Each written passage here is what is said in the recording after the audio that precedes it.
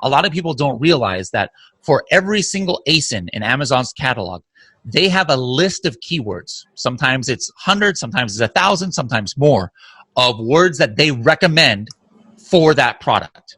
Okay, so you can actually get insight into what Amazon is recommending. Not to say that whatever Amazon says is 100% a great keyword. No, that's not the case. But at least you can have an idea of what Amazon thinks you should advertise for your product. The other thing is I use Amazon. Amazon is a great place. In the U.S., it's 50-60% of all e-commerce sales. So if you know how to play the game on Amazon, you can actually do very well by creating a strong listing based around keywords, where you take keywords and people are typing, and as long as you can get on the first page of the results, ideally towards the top of the first page of the results, you can do a lot. And there's so much data and so many tools and so many things out there that make this all possible that it's mind-blowing to the average person that what you can do and what you can know about somebody and how you can target them. Certain products, they may have a dual audience. Now, you can attract the same, two different audiences, but their intent about why they're buying it can be completely two different things. An example on that would be like a sleep mask, just to cover your eyes, at night, and so you block out the light. Well, as it turns out, there's also there's an adult purpose for sleep masks as well. Now, most of us don't go out there to sell. It's like, oh, this is going to be for, I'll just say, for sexual wellness, and for entertainment, whatever. But their audience is still shopping on Amazon and Shopify and, these locations. And what they may be using it for, what their intent is to use that product may be different than what you had in mind, but it still gets sales. Now, that usually begs the question. It's like, okay, that's when it starts challenging the ethics or the values of a seller. It's like, well, I don't want to sell to that audience. Well, then you need to make sure that you're focusing your advertising to the audience that you want to sell to. If you could use brand analytics, as long as you've got brand registry 2.0, you can use that for keyword research and reverse ASIN if you don't have any other tools. Now, we know they're not got the greatest depth of data compared to the tools, but it takes a few seconds, you get a few ideas out there, and of course it's free. The most important things to do are to optimize your keywords. So if you've got hundreds of keywords that you're looking for, how many clicks, for example, is a statistically significant point to turn off a particular keyword. If you're selling, blue socks, for example, and a keyword is aquamarine socks, it kind of feels like it should be a related keyword and a relevant keyword. But if that's not generated any sales after 10 clicks, does that mean it's irrelevant? Is it 20 clicks? So finding the balance of when to switch off or pause a particular keyword is one of the biggest challenges, I think, because you can end up spending a lot of money on keywords which you think are relevant, but if they're not generating sales, then you do need to switch them off at some point. So yeah, that's the biggest challenge, I think. So my business partner Neil, he does a lot of the actual data analysis on the PPC campaigns, and we choose a cut-off point of 20 clicks before we turn off a keyword, or pause it, I should say, because we might come back to it in the future. If we look at going back to that example, say the aquamarine socks, if we, theoretically that should be a good keyword, but as we go further down the line in the campaign, we might come back to that and turn it on again and try again with that particular keyword if we feel it's relevant. So, if you use longer tail keywords, and let's say, because if you use the bigger keywords, let's say that are 1 word or 2 words, usually they're vague. Like, for example, if someone searches back pain on Amazon, they're not aware of what the solution is. They're just like problem aware. So you want to find keywords, let's say, that people know exactly that they want for. Would be like like strap for back pain while sitting down. that's a terrible example, but get the point. It's extremely specific. So this way, like, you're going to have much better, and you convert a lot better for those keywords, and it's going to be a lot cheaper than if you try to rank for those incredibly competitive keywords that are, let's say you rank for, what's an example? Yeah, let's say you try to rank for spoons. Like, are you looking for a spoon, like a plastic spoon, metal spoon, a spoon for your like a baby spoon? So if you just try to rank for a spoon, you're not going to get like a high conversion rate or high click-through rate, because like the results are going to be all over the place, and it's going to be a lot more expensive. So every product on Amazon potentially has hundreds of keywords. So you sell lavender essential oil. Maybe your primary keyword is lavender essential oil. Like, that's what most people would be searching. But then there's some people who are searching like best lavender essential oil for face, best lavender essential oil for a diffuser. These keywords have less sales requirement. So you can just get a couple sales and you'll pop your rank up for those less competitive ones. So, I mean, you could potentially do this as much as you want, as many ranks as you want to get until you get all the way down your list. But generally for me, I go after like the really competitive ones, and the less competitive ones, usually I can just kind of get them to go up on their own over time. So really what's really, like, the really important thing is having some software that you actually check which keywords you are indexing for. So like, are you showing up on Amazon for this keyword? That's step one. And then the second step is, where are you ranking? Are you ranking on page 1, page 2, page 50, whatever? And then you can divert budget and ads to the ones you're not performing well on and get those to pop up. I would have started before they even launched their product. For me, my specialty and what I have a passion about is keywords, because especially on Amazon, even more so than Shopify or other websites, like, keywords is really the basis of everything on Amazon. If you don't have the right keywords, nobody's going to find you on Amazon. And if the keywords that you have don't really matter to the customer, you're not going to get any sales. So the very first step I would do is make sure I have the best keywords for my listing. What about some of the mistakes that people make with translation? Like three mistakes.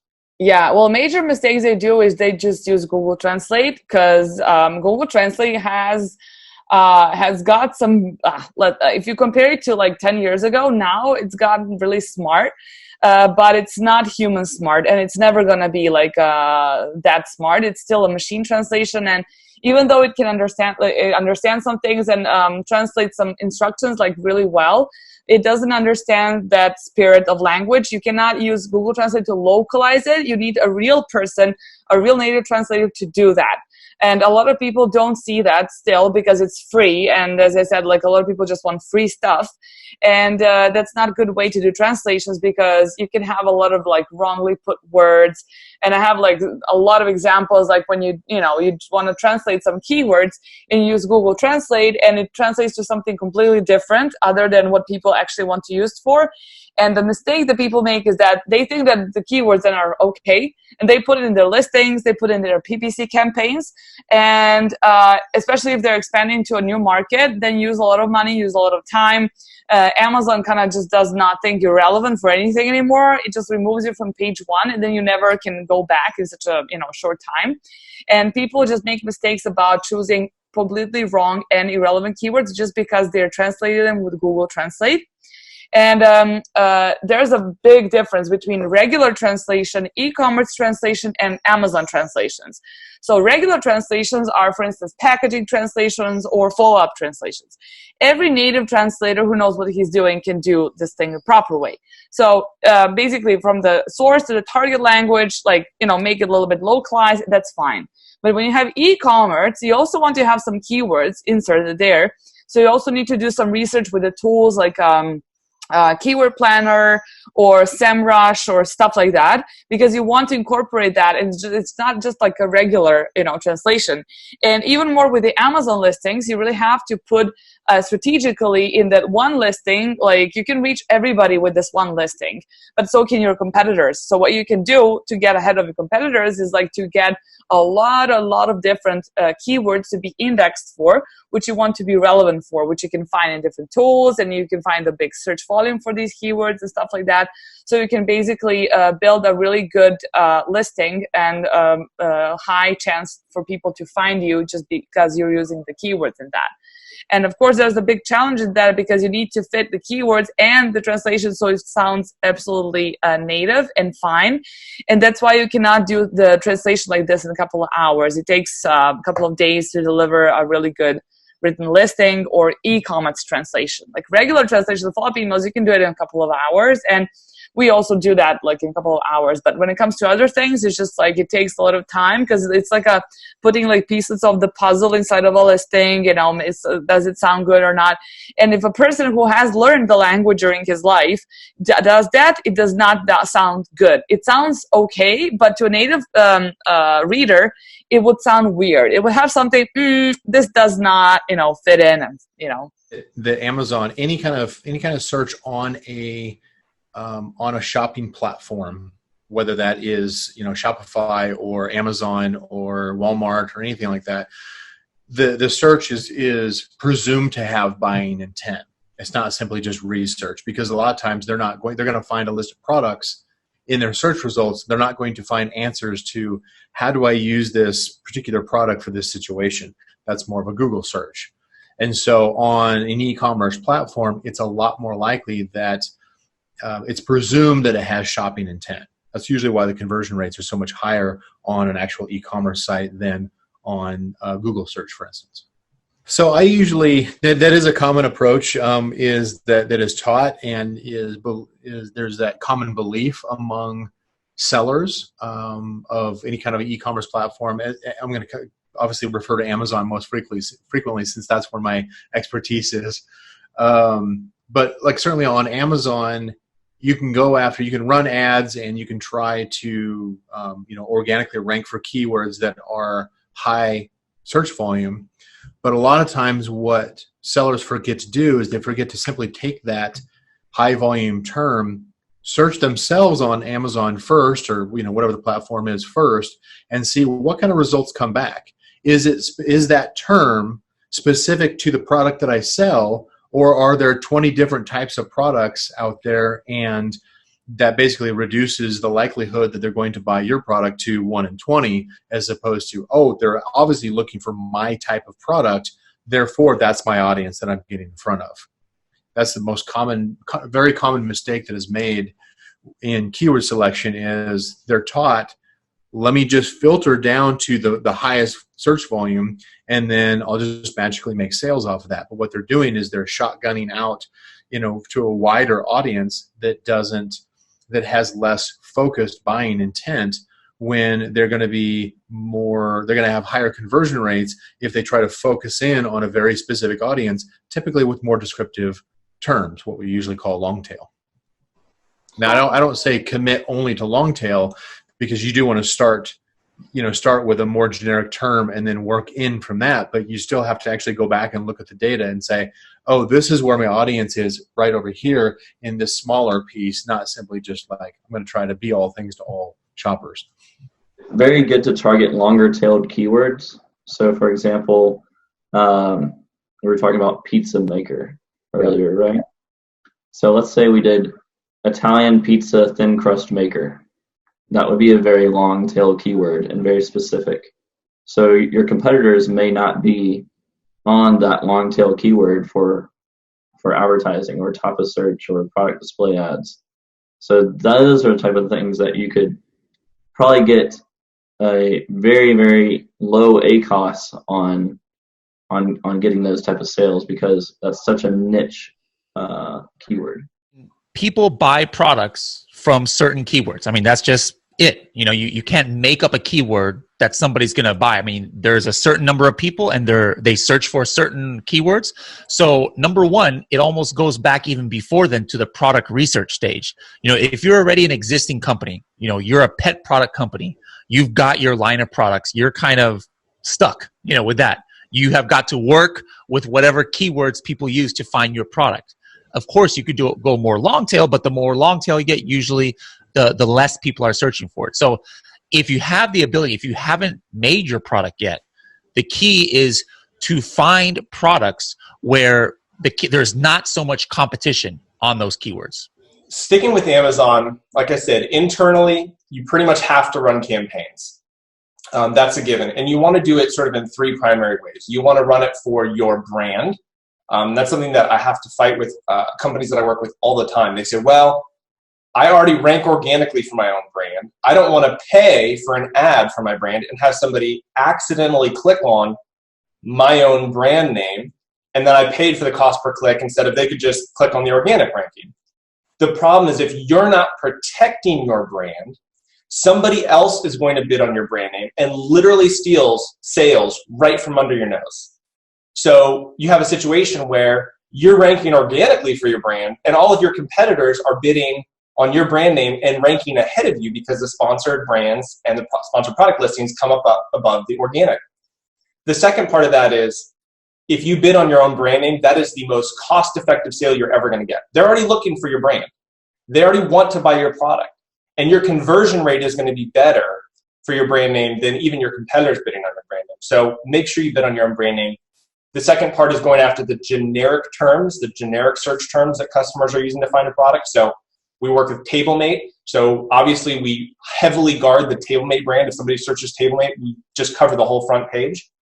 But if people are looking for TV trays, we also want to dominate that space. We want to be in every ad space that we can, whether it's the brand ads or the sponsored product listings. And then lastly, actually going after the competitors, like I said. So, you know, bidding on your competitors' brand names, doing product attribute targeting, and actually sponsoring ads on their listings. And those are three really good ways to not only protect your brand, but also increase that sales and traffic to your listing. Different companies online that work with Amazon PPC, and these days that list is huge. There's so many. Like if you look at what software and tools are doing and where all the agencies are related to Amazon, in what area, they are all in the PPC sector. Like that's the biggest group. I don't know, there's like probably 1,000 agencies and software tools including for Amazon PPC. Probably the reason is because each agency can only handle about, let's say, 15 customers until they hit some sort of a ceiling and they have to do other scaling things to, you know, when you have just 3 managers, when you start as a small startup, probably 15 customers is your max. And then you have to efficiently train the staff to be good at PPC, you know, and that takes time. So it's slower from that point, you know, for them to scale. So because of that, there's a lot of those little agencies all around. So I recommend going to specialists because doing PPC yourself, if you're a beginner, is complicated. Is similar to Facebook ads. You have to know what you're doing, otherwise you will spend a lot of money. And just running auto campaign will have you thousands of keywords that it's automatically bidding on. And basically you are buying the data that might not even, it's just, imagine 1,000 keywords. For each keyword, you have to wait for conversion in order to decide if you're going to kill a keyword, right? So if you're testing 1,000, you know, and you're waiting for one conversion, it's like $10,000 just on the testing. So, you know, stick to the specialists. They will research your keywords, which are the highest volume ones. They have tools, they have data for that. Then probably limit yourself to 50 keywords in total, you know, or something like that. You will get recommendations from them. And on those keywords, then buy the data and then choose the 10 that are working the best for you, you know. So high volume, good keywords, and just play that game instead of having a lot of keywords that are just waiting for that conversion to happen for you to kill it, just eating your money like that. I think what really matters is just intelligently reviewing the competition and the demand and look at the competitive landscape as a whole. And obviously the details matter a great deal, exactly which keywords you target, exactly what kind of benefits you're offering your customer, exactly who your customer is. But I think you need to start from macro to micro, so look at the big picture first and then go small. For example, if you target, as I said, a keyword where you can't afford to enter that market, you're dead in the water. So it doesn't really matter what you do after that, nothing's going to work. If you target a keyword where there is no real gap between supply and demand, in other words, people search a lot, but they're very happy with their Nike trainers, so they're not going to buy yours, then there's not much point in doing that either. So that's really, they're the people that resonate the most with me. Will Chernan's good at that. Joe Jakes, who's a member of the 10K Collective and £1 Million Masterminds, he's also been on the show as an interviewee, is also very, very good at keeping life very simple, and he's a very successful Amazon seller. So those are two that spring to mind. I think the most important thing, and this is very general, but I can give some more specific examples with a bit of time to look through it, but is to be very focused. Simple does not mean blunt. Simple is more like, you know, instead of thinking of a hammer and just hammering at things by sheer energy, that's not going to work. You can't substitute on the Amazon's place for capital. So if you haven't got enough capital, it isn't going to work. But the other thing is you need a chisel, not a hammer. So you need to have a very, very precise keyword targeting, a very specific kind of customer, and a very specific need that you're fulfilling. And then you need to hammer people over the head with that, well, chisel your way into the marketplace by very, very, very specific, very focused. It comes back to the PPC ads, to be honest. You know, we keep it simple. We have a strategy. We run PPC ads to our strategy for keywords and try to rank for the particular keywords to get organic sales in tandem. And it's very simple, but it works. Sometimes these things don't need to be too complicated.